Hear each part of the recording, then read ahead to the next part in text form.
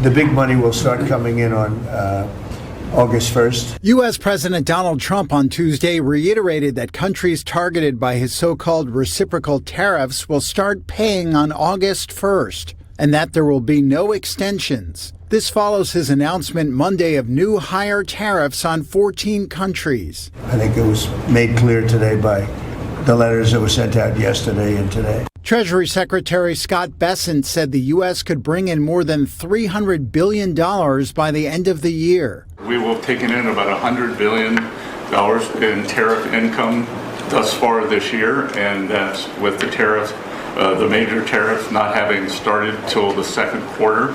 So we could expect that could be well over $300 billion by the end of the year. The announced duties include 25% on powerhouse Asian economies Japan and South Korea, who said on Tuesday they would try to negotiate with the U.S. to soften the impact.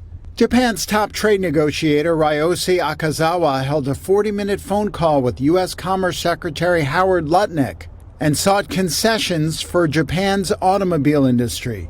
The two agreed to actively continue talks. South Korea, for its part, said it planned to intensify trade talks over the coming weeks.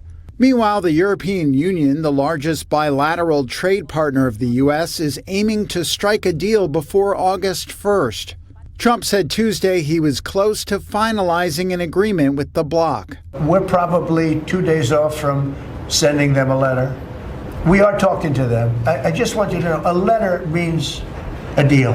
Only 2 deals have been struck so far, with Britain and Vietnam. Trump has also said a deal with India was close. The U.S. and China agreed to a trade framework in June, but with many of the details still unclear, traders and investors are watching to see if it unravels before a separate U.S.-imposed August 12th deadline. Trump said China has been very fair on its trade deal with the U.S., and that he has had a good relationship with the country lately and speaks with Chinese President Xi Jinping often. Economists have warned that tariffs could drive up prices and slow down growth, but uncertainty over the ultimate policies may end up being the biggest drag, as it could force businesses to postpone key decisions.